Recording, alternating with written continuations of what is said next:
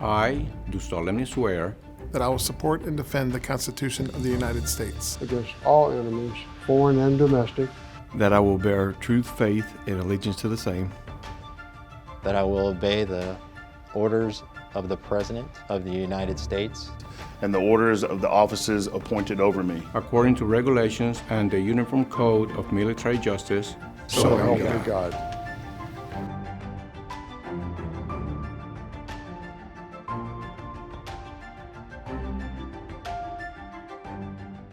In my opinion, what it means to be a hero, I don't know that I consider any action that someone has done other than aiding and abetting and helping other people. Pure and simple. You don't have to walk into a machine gun nest to become a hero. You can be a hero every day. It's hard to, once you've been through it, and once you've experienced all the different ups and downs of the military, it's hard to have people understand the camaraderie that is formed amongst all the folks in your unit. Much more respect, much more understanding, much more compassion, much more respect. Like I said, I can't say enough for that. Valuable lesson. Leaders are every day. I mean, you don't know when it's going to be your time to lead, but just don't be afraid to lead. Don't be afraid to be a hero. Just be ready to go at all times. Just always be prepared.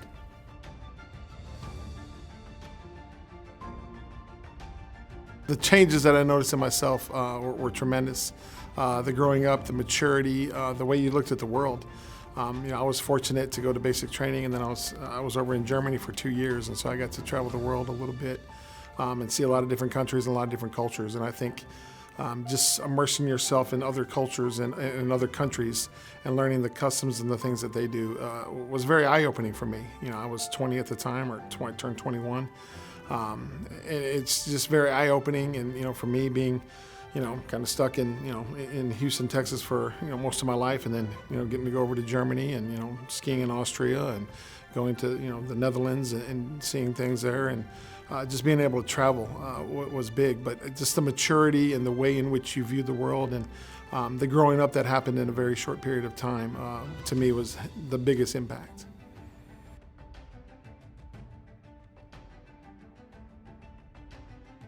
We had a lot of funny moments in boot camp. There was myself, some of my platoon members called me Big O, and there was another guy whose last name also started with O, and he was big as well. So we had to do our jousting with our sticks, and whoever won got to keep the name of Big O. And so for the rest of boot camp, I was Big O.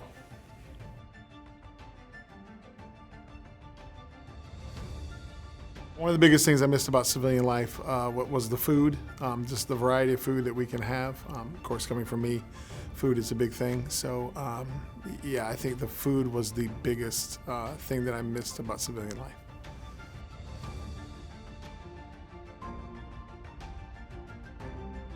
Do it. The thing that I would say is make sure you do it. To me, it was a great experience.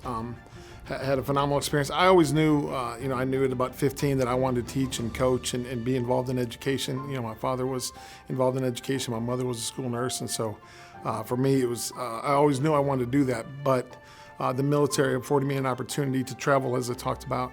And like I said, I met a lot of friends. I met a lot of people from around, the United States. I would absolutely do it all over again. It was a great experience. I still have a lot of great memories. It's absolutely enlist and do it and spend your time. And like I said, it's a great opportunity.